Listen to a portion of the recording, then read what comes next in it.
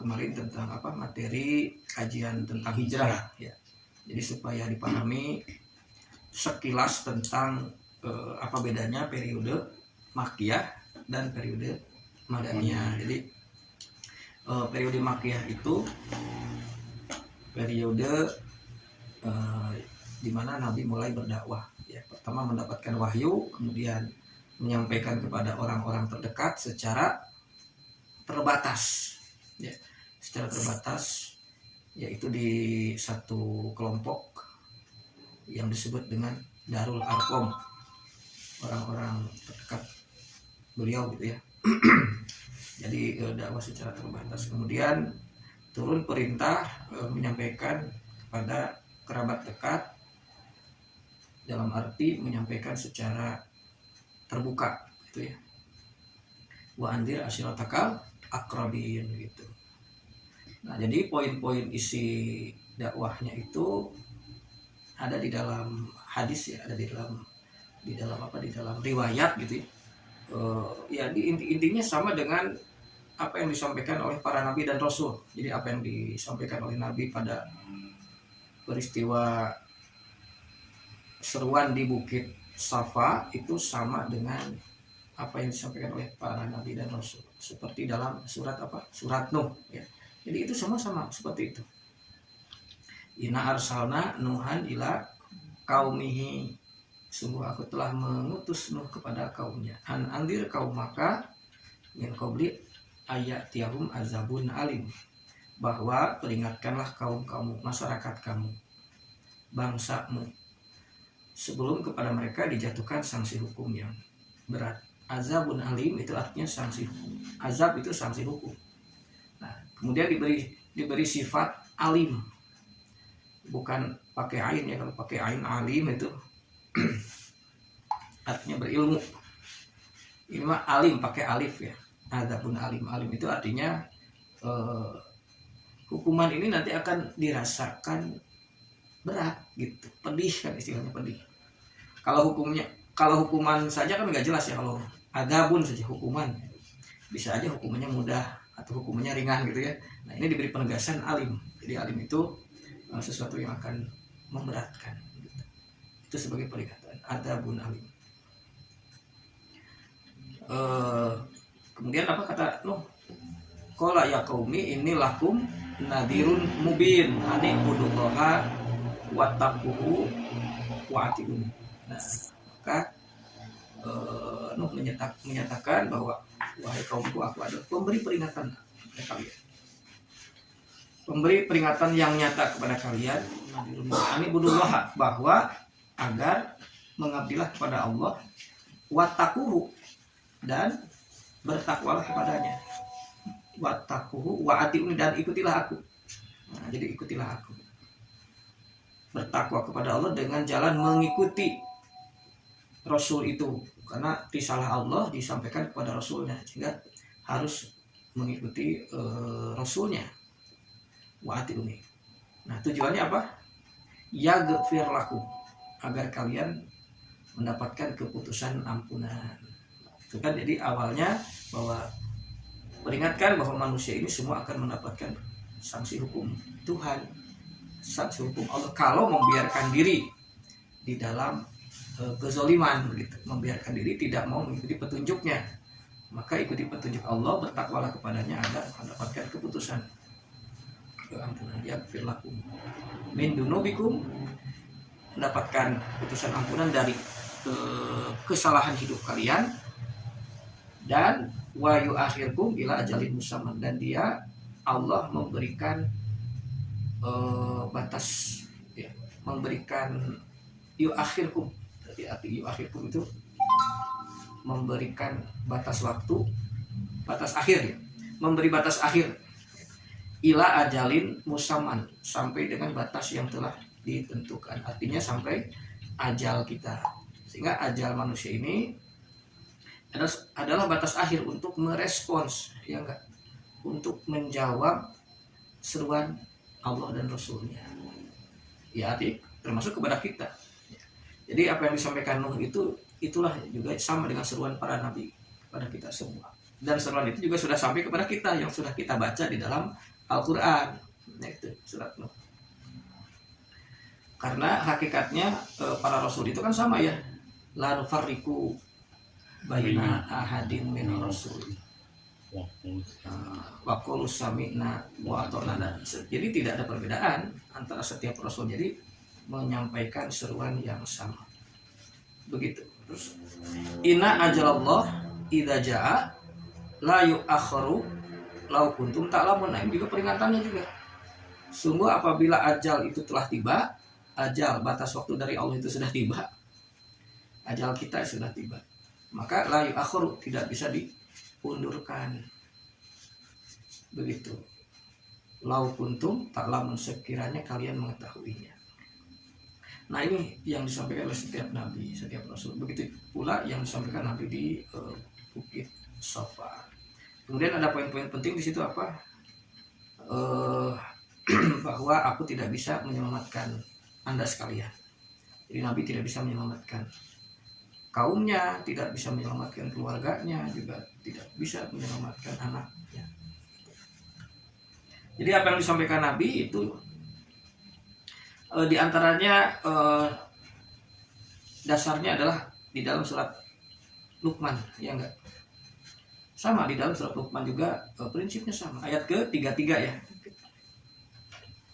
Hafal enggak? Kenapa? Luqman 33. Ya ayuhan nas. Ya Yohanes. Ya ayuhan nas ittaqu rabbakum. Wahsau yauman la yaji walidun an waladihi. Wala mauludun huwa jajin an walidihi say'an. Inna wa'dallahi haq fala taghurrannakumul hayatud dunya wala yaghurrannakum billahil ghurur. Nah, ini juga sama ya, yang disampaikan Nabi juga berdasarkan kepada surat Luqman ini. Wahai manusia, bertakwalah kepada Allah, kan sama ya. Bertakwalah, tunduk patuhlah kepada Tuhanmu pencipta, Tuhanmu sebagai sang pencipta. Kemudian apa? Wahsau. Wahsau artinya takutlah. Ya, yauman akan adanya satu hari nanti, di mana pada hari itu layaji, tidak bisa menyelamatkan walidun, orang tua, an waladihi, terhadap anaknya. Jadi orang tua tidak bisa menyelamatkan anaknya. Itu yang dikatakan Nabi kepada Fatimah. Wahai Fatimah, mintalah apapun yang kau mau dariku, dari hartaku akan kuberikan, tetapi aku tidak bisa memberikan kamu sesuatu yang berguna, sesuatu yang bisa memaksakan kehendak Allah jika Allah sudah memberikan keputusan kepadamu. Jadi Nabi tidak bisa menyelamatkan, sekalipun itu Nabi gitu kan, kepada anaknya. Wala mauludun huwa jajin an walidihi say'an. Begitu pula maulud artinya seorang anak, dia tidak bisa menyelamatkan orang tuanya sedikit pun. Gitu. Nah, sementara ada anggapan ya, ada anggapan bahwa di kita kan ada anggapan bahwa anak bisa menyelamatkan orang tuanya. Nah, maka itu ya otomatis dibantah dengan ayat ini. Jadi jangan sampai kita ini, kan orang sekarang begitu ya. Punya anak sok cenah budak teh dididik gitu, diajar ngaji ya, dipasantrenkeun gitu. Sugan we bisa menyelamatkan, kan gitu. Sugan we geus gedena bisa sugan anak ini bisa menyelamatkan kita di akhirat kan gitu. Nah, ini juga berarti ya orang tua mah tenang-tenang aja, nggak perlu soleh, nggak perlu takwa. Karena ada anak di hadapan Allah semua sama, tidak ada. Ya, jadi mau anaknya, mau orang tua semua sama. Itu di hadapan Allah adalah ciptaan Allah yang punya kewajiban yang sama untuk mengabdi, untuk bertakwa kepada Allah, begitu. Kemudian ayatnya gimana lagi? Inna wa'dallahi haq. Sungguh janji Allah itu benar adanya. Apa janji Allah? Adanya hari kebangkitan. Jadi janji Allah itu benar adanya, bahwa pada hari itu manusia akan mendapatkan keputusan. Maka fala taghurrannakumul hayatud dunya. maka janganlah kalian itu terpedaya oleh hayat dunia, kehidupan dunia. Jadi jangan sampai kalian terpedaya, arti lain terpedaya, tertipu. Jadi taghurrannakum, jangan sampai kalian terpedaya atau tertipu oleh kehidupan dunia. Apa yang dimaksud dengan tertipu oleh dunia? Jadi dunia ini adalah penipu. Kehidupan dunia ya. Kehidupan dunia ini bisa jadi penipu. Arti menipu itu berarti memperdaya hidup kita, memperdaya diri kita. Kita hidup di dunia dengan menghadapi berbagai persoalan, benar nggak? Ya. Maka pasti kita menghabiskan segala-galanya, menghabiskan waktu, apalagi menghabiskan tenaga, ya, apalagi menghabiskan pikiran. Habis semuanya, ternyata pada akhirnya orang yang tertipu itu berarti pada akhirnya dia mendapat kerugian. Sudah mengeluarkan modal, sudah mengeluarkan segala-gala, tapi akhirnya rugi, bahkan celaka. Itu kan tertipu namanya. Nah, jadi dunia ini bisa menipu kita. Ya, pada akhirnya nanti ternyata kita ini mengalami kerugian, bahkan mengalami nasib sial, gitu. Ya rugi namanya. Berarti salah menggunakan kehidupan dunia. Bukan berarti dunia ini harus dihindari atau ditinggalkan, bukan. Tetapi apabila kita tidak punya pandangan adanya akhirat, nah itu maka akan tertipu. Jadi ketika seorang berpikirnya hanya dibatasi oleh dunia ini, nah maka itulah yang disebut tertipu. Oleh karena itu pemikiran ini harus tembus sampai ke akhirat, bahwa kita ini akan menghadapi keputusan Allah, keputusan Tuhan. Sehingga untuk mendapatkan keputusan terbaik, maka dunia ini jangan dijadikan tujuan, tetapi dijadikan alat. Peringatan para nabi ya kepada kaumnya, para nabi mengatakan innamal hayatad dunya mataun. Jadi kehidupan dunia ini sebenarnya adalah mataun.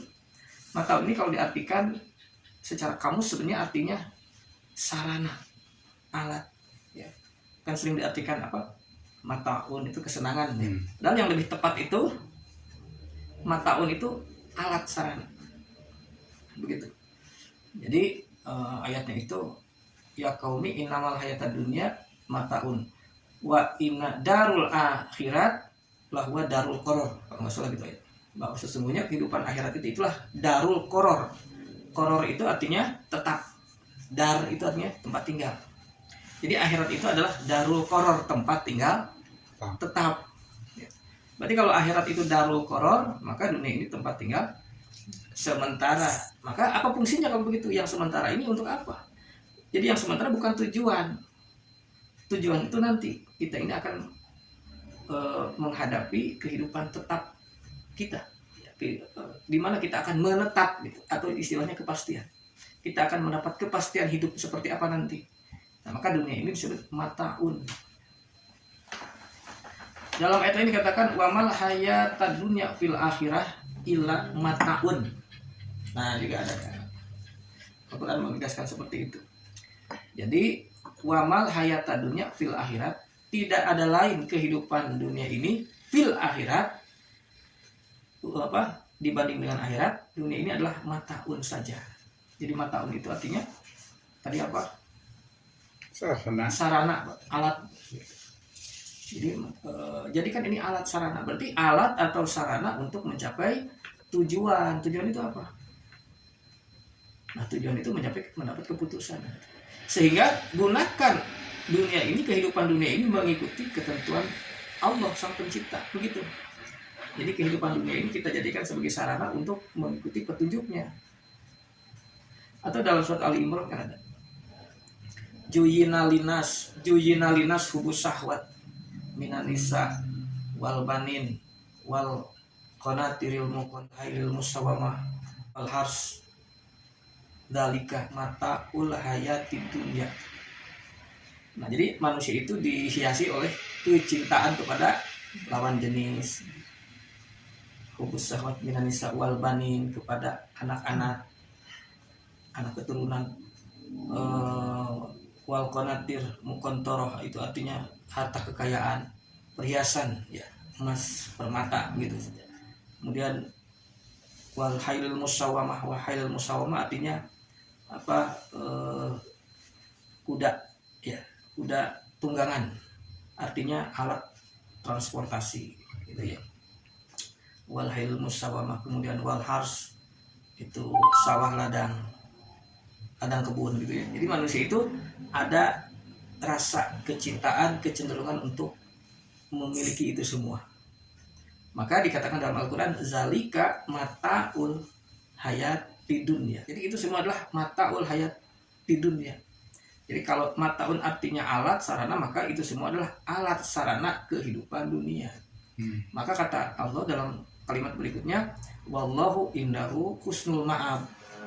Maka Allah di sisinya dia punya balasan yang terbaik. Husnul ma'ab, punya tempat kepulangan yang terbaik.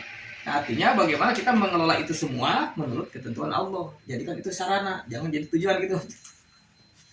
Itulah sarana kehidupan dunia. Nah, bagaimana supaya dengan sarana ini kita mendapatkan keputusan yang baik nantinya. Begitu. Nah, kalau kita tidak berpikir begitu, maka akan tertipu. Nah, itu tertipu. Tertipu, kita sudah mengejar dunia ini, ternyata pada akhirnya tidak dapat apa-apa. Nah, maka harus dijadikanlah dunia ini sesuatu yang dijadikan sebagai sarana untuk kesolehan. Liyabluwakum ayyukum ahsanu amalan gitu. Untuk mencapai sebaik-baik laku perbuatan menurut ketentuan Allah. Maka itu akan menjadi golongan yang bukan tertipu tetapi beruntung, kan gitu ya. Nah, itu ya melengkapi ya tentang seruan Nabi. Jadi lata guronakumul hayatud dunya. Jangan sampai kalian tertipu oleh kehidupan dunia. Artinya gunakanlah kehidupan dunia ini sebagai sarana. Jangan dijadikan sebagai tujuan, atau jadikan dunia ini sebagai alat untuk mencapai tujuan yang benar adalah mendapatkan maghfirah, mendapatkan keputusan ampunan gitu. Kemudian kalimat berikutnya, wala ya nakum bilahil gorur. Dan juga jangan sampai kalian tertipu oleh gorur, para penipu bilah tentang Allah. Jadi ini jalurnya jalur agama gitu maksudnya. Ya.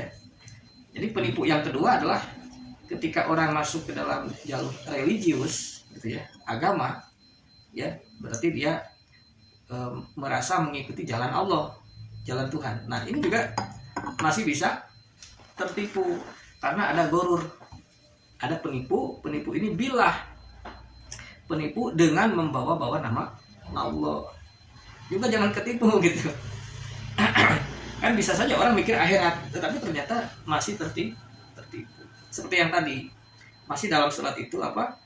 Bahwa satu hari di mana orang tua tidak bisa menyelamatkan anak dan anak tidak bisa menyelamatkan orang tua. Nah, ada saja yang tertipu merasa bahwa anak bisa menyelamatkan orang tua atau orang tua bisa menyelamatkan anak, sehingga dia mengabaikan, sehingga dia lalai dari ibadah atau ketakwaan. Yang penting sudah punya iman, kan gitu. Yang penting sudah jadi umat Nabi misalkan. Yang penting anak saya soleh. Nah, itu juga masih bisa tertipu dengan pemikiran semacam itu. Karena itu pemikiran membawa nama Allah. Sumbernya dari mana? Sumber dari pemikiran-pemikiran yang membawa nama Allah. Dari setan. Jadi akan ada setan sebagai oknum penyesat ya, dari ajaran Allah dan Rasulnya gitu. Jadi setelah Nabi menyampaikan itu, ya akhirnya ada penolakan ya dari kalangan, disebut dengan kalangan musyrik. Kalangan musyrik. Nah, musyrik itu apa? Arti musyrik. Musyrik itu artinya yang menyekutukan. Maksudnya yang mencampur aduk ya, ajaran Allah dengan sesuatu. Kalimatnya dalam Al-Quran, la tusyrik billah syai'an, atau la tusyrik billahi ma laisa laka bihi ilmun. Jangan menyekutukan dengan Allah sesuatu yang tidak ada dasar ilmunya. Jadi ada perkara-perkara yang tidak ada dasar ilmu ya, tidak berdasarkan ayat-ayat Allah ya. Kemudian itu dianggap sebagai ajaran Allah, tapi dianut, dipercaya, bahkan diamalkan gitu. Nah, itu sudah musyrik ya. Jadi golongan musyrik inilah yang keberatan dengan dakwahnya Nabi, dengan seruan Nabi itu. Nah, maka orang-orang musyrik ini dalam surat Al-Bayyinah ya, Allah menegaskan lam yakunil ladina kafaru Min min ahlil kitab wal musyrikina munfaqina hatta ta'tiyahumul bayyinah. Dikatakan di situ kalau dalam terjemahan yang ada, orang-orang yang mengingkari ayat-ayat Allah, orang kafir itu artinya mengingkari ayat-ayat Allah. Terdiri dari ahlul kitab wal musyrikin. Ahlul kitab. Pada saat itu ada ahlul kitab, itu adalah orang-orang yang berpegang kepada kitab suci. Jadi orang yang merasa berpegang kepada kitab suci disebut ahlul kitab, seperti Yahudi dan Nasrani, punya pegangan kitab mereka. Begitu juga wal musyrikin. Musyrikin itu itulah orang-orang Arab yang agamanya sudah campur aduk antara ajaran Allah dan Rasul Ibrahim, ya, peninggalan Ibrahim, dengan unsur-unsur campuran lainnya. Jadi sudah tidak murni lagi. Nah, mereka dikatakan dalam surat Al-Bayyinah itu apa? Lam yakunil ladina kafaru min ahlil kitab wal musyrikin munfakin. Jadi mereka itu tidak akan mau munfakin. Munfakin artinya berlepas, ya, berlepas dari anutannya itu. Hatta ta'tiyahumul bayyinah, ya, sampai kepada mereka itu sampai mereka itu mendapatkan keterangan yang jelas. Atau bisa artinya sekalipun mereka itu diberi keterangan, diberi penjelasan yang sejelas-jelasnya. Jadi mereka itu dikatakan belum kunjung mau melepaskan apa yang dianutnya. Padahal di dalam ayat kedua apa? Rasulun minallah yatlu suhufan mutahharah. Rasulun minallah, Rasul utusan Allah, yatlu membacakan suhufan mutahharah. Apa itu suhufan mutahharah? Membacakan lembaran-lembaran yang suci. Jadi Rasul itu membacakan Al-Quran, ayat-ayat Allah itu disebut suhufan mutahharah, lembaran-lembaran yang suci. Artinya suci itu apa arti? Suci, bersih. Bersih dari apa? Al-Quran ini suci, bersih dari unsur-unsur campuran tadi, bersih dari unsur-unsur pikiran manusia, pendapat manusia, kepentingan manusia. Jadi memang ini Al-Quran itu disebut suhufan mutahharah. Jadi ya masih murni. Sedangkan musyrik sudah tidak murni lagi, jadi banyak campurannya. Baik itu dari segi pola pikir, pemikiran, maupun dari aspek apa? Amalan. Jadi selalu ada dua, ya, sasaran ibadah itu membangun pemikiran dan juga membangun amalan-amalan. Jadi orang yang musyrik itu pemikirannya dan amalan-amalannya itu sudah campur aduk. Kira-kira begitulah. Nah, padahal yang disampaikan oleh Nabi itu adalah suhufan mutahharah. Fiha kutubun qayyimah, di dalamnya berisi apa? Kutubun qayyimah. Kutubun artinya itu dari kata kataba, kutiba misalkan. Kewajiban, ketetapan. Jadi isinya itu ketetapan-ketetapan yang qayyimah, yang lurus. Jadi ini ketetapan-ketetapan yang lurus. Berarti kalau lurus itu belum mengalami pembengkokan, belum mengalami pembelokan, belum mengalami tambahan-tambahan, belum. Ini lurus, masih lurus. Ya, dari Allah dan Rasulnya. Ini ketetapan-ketetapan Allah. Nah, di antaranya apa ketetapan Allah? Nah, nanti ada di ayat berikutnya. Fiha kutubun qayyimah. Apa lagi ayatnya? Wala tafarraqul ladina utul kitab illa mim ba'di ma ja'atuhumul bayyinah. Maka orang yang telah mendapatkan kitab, orang yang telah menerima kitab, ya, tidak akan terbelah, terpecah, ya, illa mim ba'di ma ja'atuhumul bayyinah, kecuali setelah mereka mendapatkan keterangan yang jelas. Wa ma tafarraqul ladina utul kitab. Tafarraqo artinya apa, Pak? Bisa terpecah, terbelah, gitu. Siapa yang terbelah? Alladzina utul kitab, orang-orang yang telah menerima kitab. Kitab apa yang dimaksud? Mereka itu akan terbelah setelah apa? Min ba'di ma ja'atuhumul bayyinah, setelah kepada mereka diberi al-bayyinah. Al-bayyinah apa? Keterangan. Ya. Jadi Al-Qur'an ini al-bayyinah. Nah, jadi yang dimaksud terbelah ini begini, mereka bisa terbelah. Terbelah itu ada yang menerima gitu, ada yang tidak menerima, ada yang beriman, ada yang kafir. Mereka akan terbelah setelah mereka menerima bayyinah ini, keterangan dari Rasul gitu. Itu bisa arti makna dari terbelah. Iya. Kemudian ayat berikutnya apa? Ayat berikutnya wa ma umiru. Nah, wa ma umiru illa liya'budullah mukhlishina lahudin. Wa ma umiru, padahal mereka tidak diperintah kecuali untuk apa?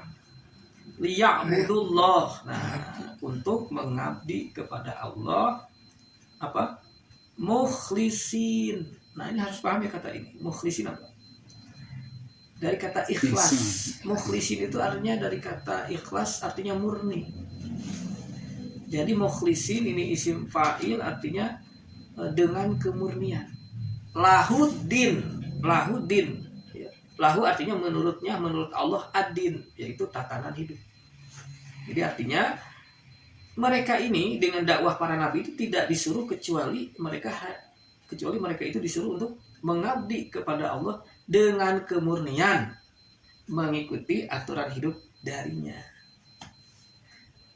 Berlaku nggak buat kita? Ya sama. Ya, kepada kita juga sama. Wa ma umiru illa liya'budullah mukhlishina lahudin. Kita ini tidak diperintah kecuali untuk mengabdi kepada Allah dengan kemurnian, mukhlis lahudin, mengikuti aturan hidup darinya. Lawan murni apa? Kalau tidak murni berarti campur aduk gitu. Jadi kita ini disuruh kembali kepada kemurnian perintah Allah. Gak usah ditambah itu ini. Begitu. Jadi kalau musyrik itu sudah banyak unsur-unsur tambahannya, ya. Sudah banyak unsur-unsur amalkan ini, amalkan itu. Nah, sehingga ribet. Gitu. Tapi kalau para nabi, para rasul itu kembali kepada unsur dasar. Gitu. Itu yang disebut dengan mukhlishina lahudin. Itu liya'budullah mukhlishina lahudin. Hunafa'a. Nah, hunafa'a itu secara hanif. Hanif itu bisa artinya apa? Bersih, lurus gitu ya. Jadi hunafa'a secara lurus. Jadi kita lurus aja. Ya. Sesuai dengan yang diperintahkan, begitu. Jadi antara kita dengan Allah lurus sesuai dengan yang diperintah.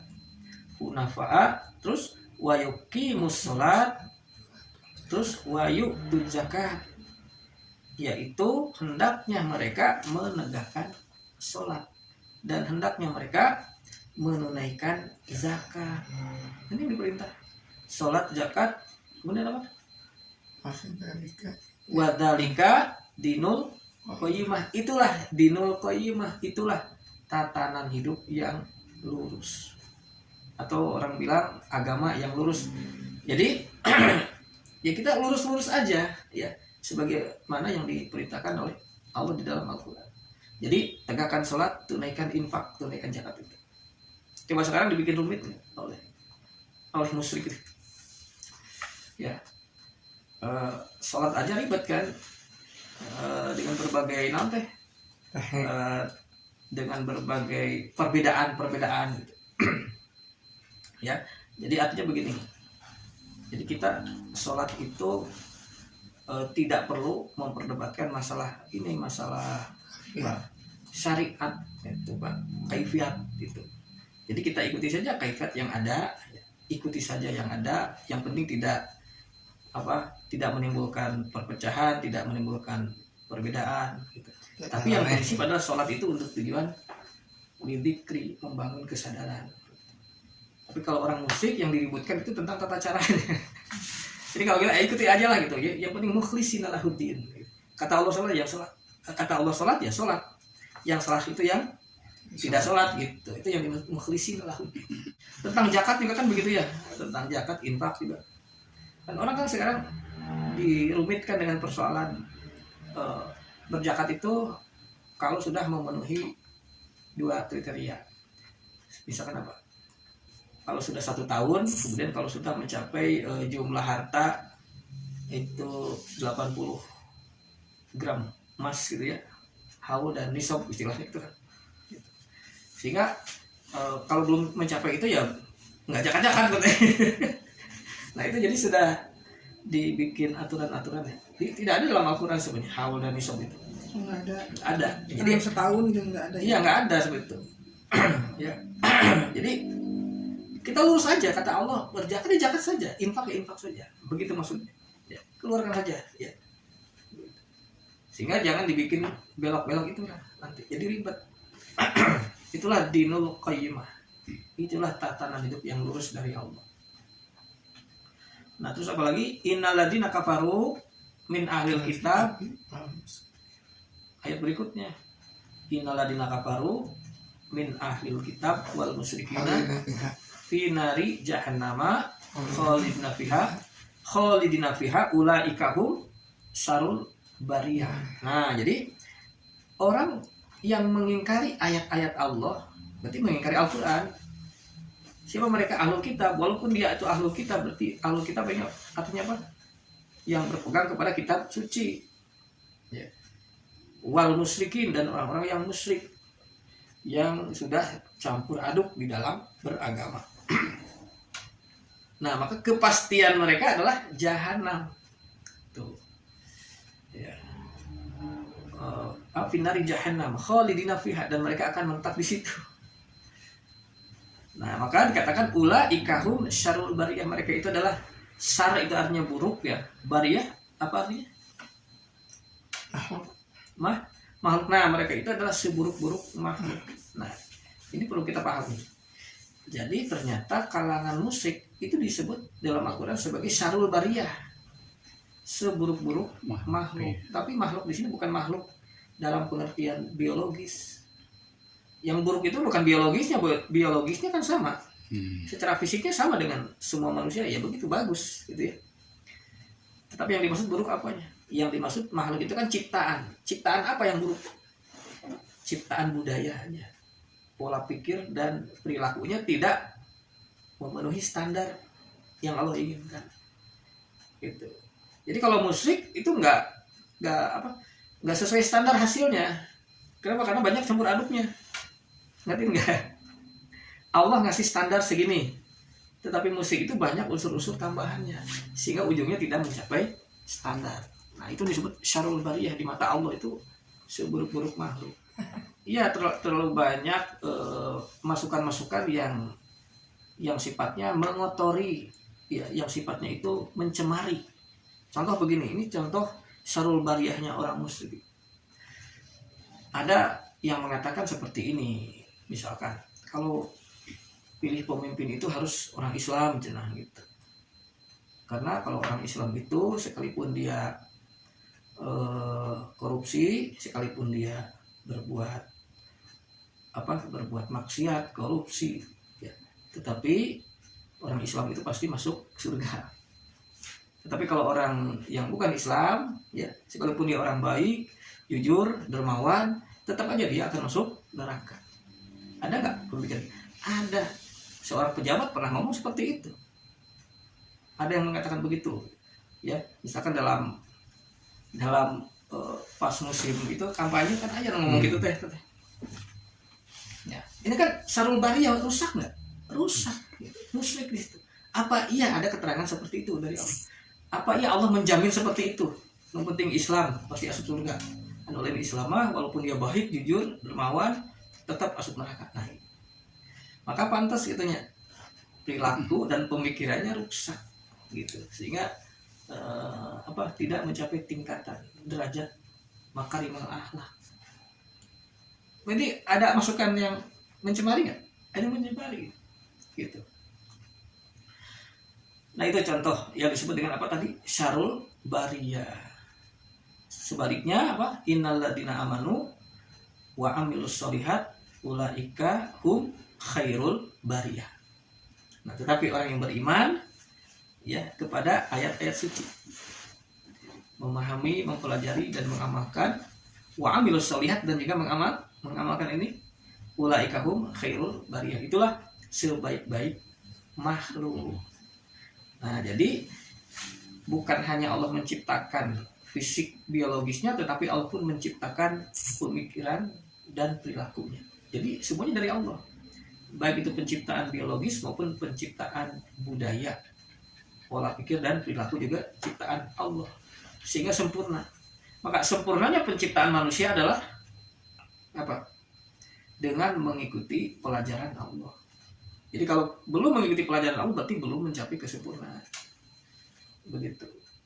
Malah ada yang seolah-olah mengikuti Allah padahal campur aduk, akhirnya bukan sempurna yang ada, tapi makhluk yang buruk, ciptaan yang buruk nantinya gitu. Jadi tidak mencapai standar itu di mata Allah begitu. Nah, ayat terakhir apa?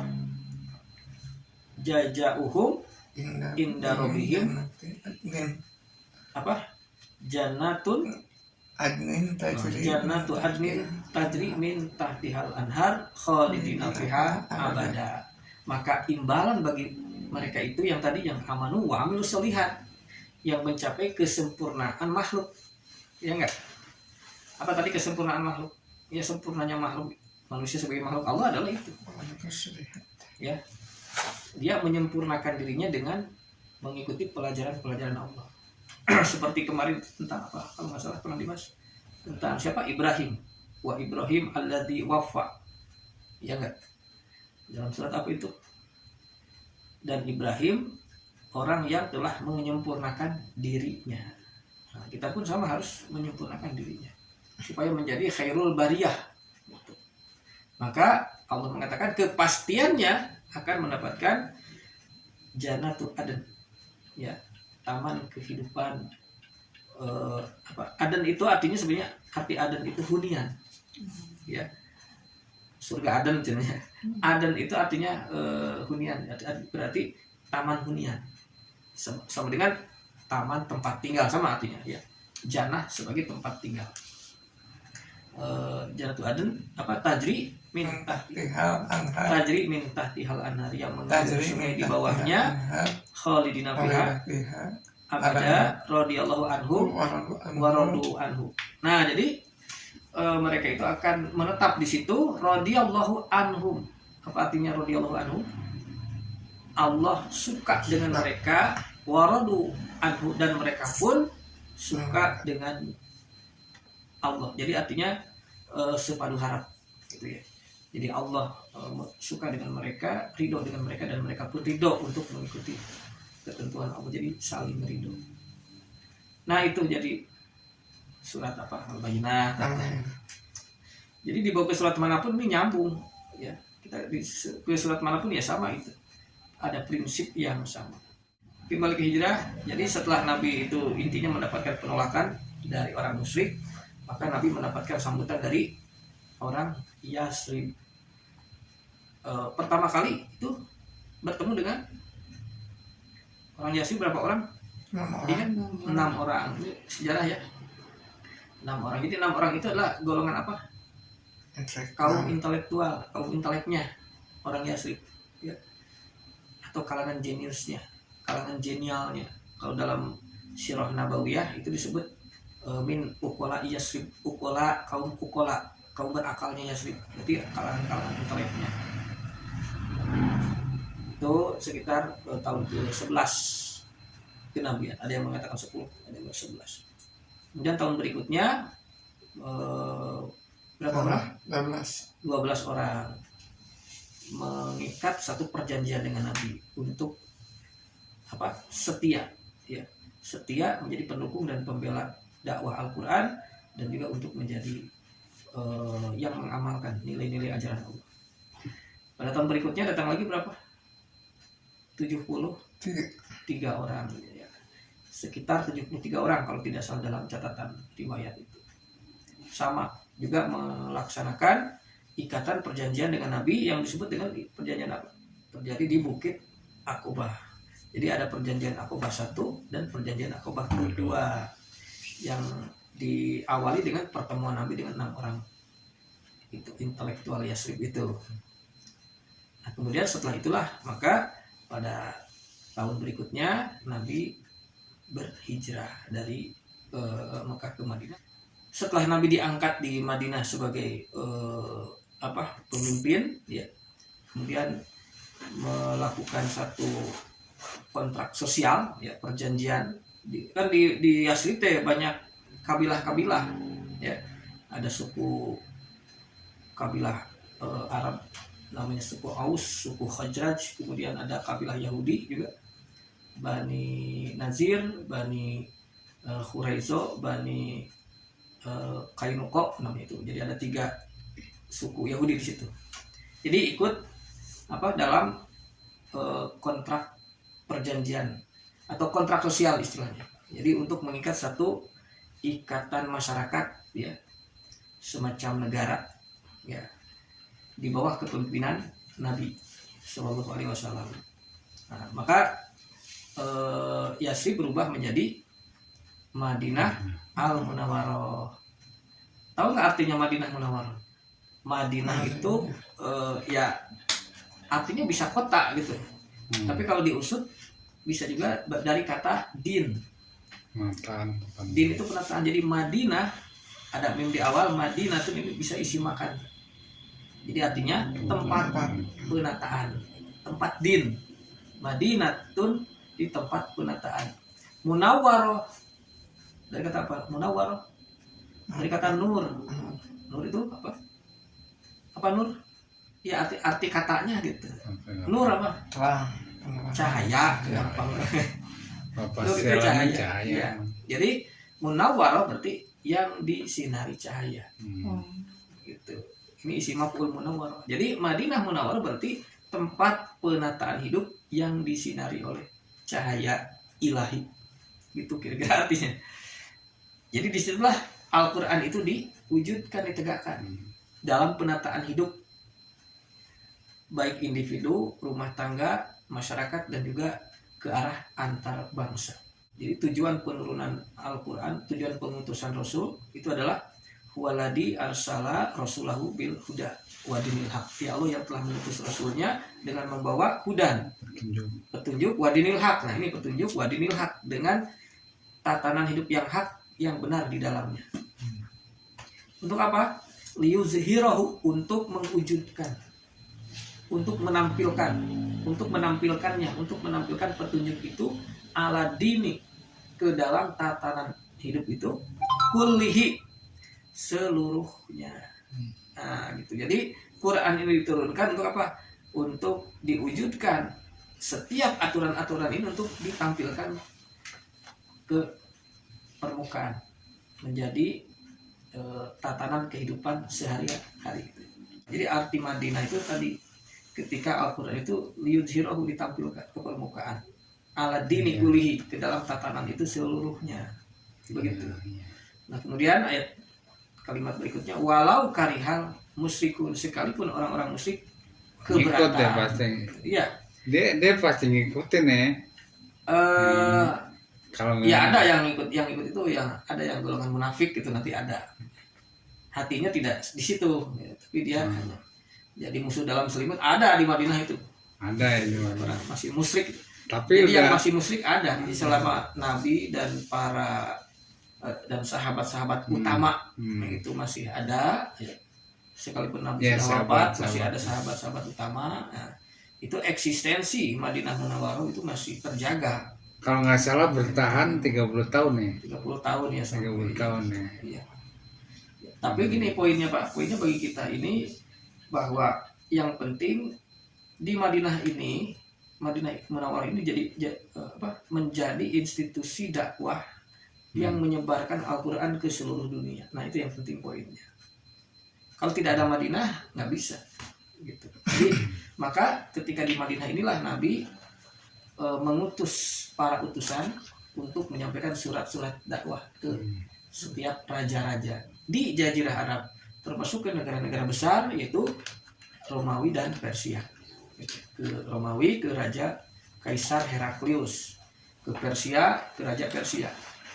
Nah, kalau ke Raja Persia itu mengalami ini perentangan, jadi suratnya disobek-sobek gitu. Nah, sehingga Nabi mengecam gitu ya perlakuan Raja Persia ini, bahwa ini dalam riwayat bahwa maka kekaisaran Persia akan hancur berkeping-keping, seperti halnya Raja Persia sudah merobek-robek surat kiriman dari Nabi. Jadi surat kiriman itu surat dakwah. Ya. Jadi isinya kira-kira dari Muhammad Rasulullah. Maka berserah dirilah Anda sekalian kepada Allah dan Rasulnya. Itu isi suratnya itu. Nah, jadi ada peristiwa pentingnya itu. Peristiwa pentingnya ketika surat yang dikirim ke Raja Persia disobek-sobek. Kemudian Nabi mengecam bahwa Allah akan memecah kerajaan Persia seperti halnya dia Raja Persia menyampaikan surat kiriman gitu.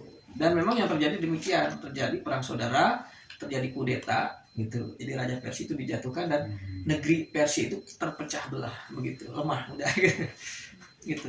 Jadi ini yang seperti yang pernah kita bahas di dalam Al-Qur'an. Kan yang berdakwah itu Allah. Gitu kan? Nah, maka siapapun yang menolak apabila dia seorang pemimpin negara, nah itu dia akan berhadapan dengan Allah. Dia akan dijatuhkan oleh Allah. Karena dakwah ini hak untuk seluruh manusia. Ketika rajanya, pemimpinnya itu melakukan penghadangan, itu menghadang rencana Allah. Itu berarti. Karena hakikatnya yang mengirim, yang dakwah itu kan Allah. Siapa Allah? Atasannya dia. Jadi hakikatnya siapapun pemimpin, penguasa negara sekarang ini adalah mereka itu semua adalah bawahan Allah. Kan Allah itu lahu mulku samawati wal ardi. Dia Allah adalah penguasa kerajaan langit dan bumi. Maka siapapun raja yang ada di bumi ini, maka dia adalah punya tanggung jawab di hadapan Allah dengan apa yang dipimpinnya. Semua manusia ini pemimpin, ya, dan akan diminta pertanggungjawaban dengan apa yang dipimpinnya. Begitu. Nah itu kita lanjut dulu ke periode Madani. Jadi itu setelah menegakkan Al-Madinah Al-Munawwarah, kemudian Nabi mengirim surat-surat dakwah ke seluruh raja-raja. Ini surat resmi. Karena apa? Karena Al-Quran ini adalah rahmatan lil alamin. Jadi misi Rasulullah dari Allah adalah untuk menebarkan rahmat ke seluruh umat manusia. Jadi benar-benar ini kan nggak main-main, karena tugas dari Allah. Sebarkan, mau menolak mau enggak terserah, pokoknya ini sebarkan surat ini. Begitu ya, sudah disampaikan oleh Nabi dan akhirnya sampai ke seluruh dunia, sampai ke kita. Sehingga kita sekarang sudah 1446 tahun Hijriah. Ya, maka sudah periode Madaniyah. Jadi periode Makkiyah itu berapa lama? Makkiyah itu 13 tahun, tetapi Madaniyah itu sejak hijrah. Nah, kalau dihitungnya ukuran umur Nabi ya 10 tahun. Kalau dihitungnya dengan Al-Quran sudah mendapat ruang kebebasan berapa tahun? 1400. Nah, berarti sampai sekarang 1446 tahun Hijriah. Berarti ini sudah Madaniyah. Artinya apa Madaniyah ini? Al-Quran, dakwah dan pengamalannya ada ruang kebebasan nggak? Ya. Hah? Sudah diberi ruang kebebasan. Apa cirinya? Di setiap rumah, khususnya umat Islam, ada Quran nggak? Sudah ada Al-Quran. Kalau Makkiyah kan nggak boleh, dilarang-larang kan? Dakwah Nabi didustakan, dilarang, nggak boleh, diusir-usir kan begitu. Tapi kalau sudah Madaniyah berarti titik itu, sejak titik itulah maka Al-Quran menyebar ke seluruh dunia dan sudah kita terima. Sehingga inilah yang dimaksud dalam ayat tadi, liyudhhirahu huwaladzi arsala rasulahu bil huda wa dinil haq. Kita sudah terima al-huda wa dinil haq di sini. Petunjuk dengan aturan-aturan yang hak dari Allah. Untuk apa? Liyudhhirahu, untuk ditampilkan. Silakan tampilkan ke permukaan, baik itu tampilkan dakwahnya, sampaikan kepada orang-orang, juga tampilkan pengamalannya. Ada yang larang nggak? Kalau ada, berhadapan dengan siapa? Dengan Allah. Itu kan ya. Maka walau karihal musyrikun, sekalipun orang musyrik keberatan, walau karihal kafirun, sekalipun orang-orang yang mengingkarinya keberatan. Wa kafa billahi syahida, cukup Allah menjadi saksinya. Begitu. Nah itu jadi. Sehingga ketika kita membuka Al-Quran, karena Al-Quran sudah ada di rumah kita, ya tinggal kita buka sekarang, ya enggak? Nah ini sudah hasil daripada hijrah Nabi. Coba kalau nggak hijrah siapa yang kesini? Ya enggak. Nah kita buka Quran, diawali dengan surat Al-Fatihah sebagai muqaddimah, pengantar. Jadi artinya apa? Kita baca Al-Fatihah untuk apa? Agar mengarahkan maksud dan tujuan kita membaca Al-Quran. Gitu. Jadi dengan Al-Fatihah ini diantar kepada kita, kepada pembaca, apa maksud dan tujuan kita membaca Al-Quran adalah pertama untuk menggantungkan kepada Allah, ya. Dan ada di sini yang poin pentingnya adalah ihdina siratal mustaqim. Tunjukilah kami sirat, jalan yang benar, jalan yang lurus. Maka baca Al-Quran kita ingin mengetahui mana itu jalan yang lurus, siratal mustaqim. Gitu. Ketika kita baca setelah Al-Fatihah baru kita ketemu surat apa? Al-Baqarah. Surat kedua adalah Al-Baqarah. Al-Baqarah ini Makkiyah atau Madaniyah? Madaniyah. Adanya. Jadi ini Madaniyah, surat Al-Baqarah. Nah, ini sudah masuk Madaniyah. Ya. Nah, ketika kita baca surat Al-Baqarah, Alif Lam Mim, Dalikal kitabu la raiba fihi hudan lil muttaqin. Ini adalah kitab ya, yang tidak ada keraguan di dalamnya sebagai hudan, sebagai petunjuk bagi siapa? Lil muttaqin, bagi orang-orang yang bertakwa. Nah, maka siapakah orang bertakwa itu? Alladzina yu'minuna bil ghaib, yaitu mereka yang beriman kepada perkara gaib. Itu yang satu. Jadi karena Allah menjanjikan apa tadi? Keputusan ampunan kepada orang yang bertakwa. Jadi sebelum kita menerima keputusan azab, maka segera kita melakukan perombakan. Ya. Perubahan diri untuk menjadi orang yang mencapai derajat takwa. Nah, ini ada petunjuknya. Inilah petunjuk bagi orang yang takwa. Siapa yang takwa tadi dalam surat Nuh? Yang akan mendapatkan keputusan ampunan. Nah, maka ini petunjuk siapa yang takwa. Pertama, alladzina yu'minuna bil ghaib, orang yang beriman kepada perkara gaib. Apa itu perkara gaib? Perkara-perkara, peristiwa-peristiwa penting yang belum kita saksikan dan itu akan dialami. Nah, di dalam surat Al-Baqarah itu nggak ada penjelasan perkara gaibnya. Maka ini harus dirujuk kepada surat-surat Makkiyah. Gitu. Jadi rujuk ke belakang. Kalau ingin tahu lebih lengkapnya seperti apa sih perkara gaib? Di antaranya apa saja perkara gaib? Kiamat. Hari kebangkitan, ya, jannah, jahanam dan lain-lain, termasuk sejarah nabi-nabi dan umat terdahulu itu juga perkara gaib. Ya. Jadi petunjuk buat kita untuk memahami makna dan hakikat hidup ini.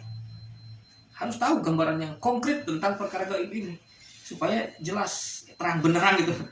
Supaya itu. Nah, maka rujukannya tidak ada di surat Al-Baqarah tapi lengkapnya di surat-surat Makkiyah. Ini rujuk ke belakang nanti. Ke Juj Tabarok dan Juj Amma.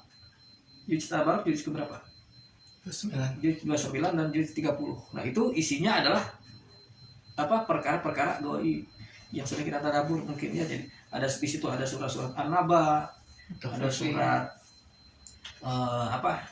As-Samsu, ada surat At-Takwir, Invitor dan lain-lain. Itu tentang peristiwa-peristiwa penting nanti yang akan kita hadapi. Ini sudah harus menjadi dasar. Jadi perkara gaib itu harus menjadi dasar pengetahuan atau harus menjadi pengetahuan dasar eta heula. Begitu. Nah, itu termasuk itu yang dimaksud dengan orang yang bertakwa. Punya pengetahuan dasar tentang perkara gaib dan dia mengimani hal itu. Jelas terang benderang. Oh iya, ada apa nanti sehingga kita harus apa? Siap-siap gitu. Karena belum disaksikan tapi sudah dapat keyakinannya, sudah dapat dari membaca.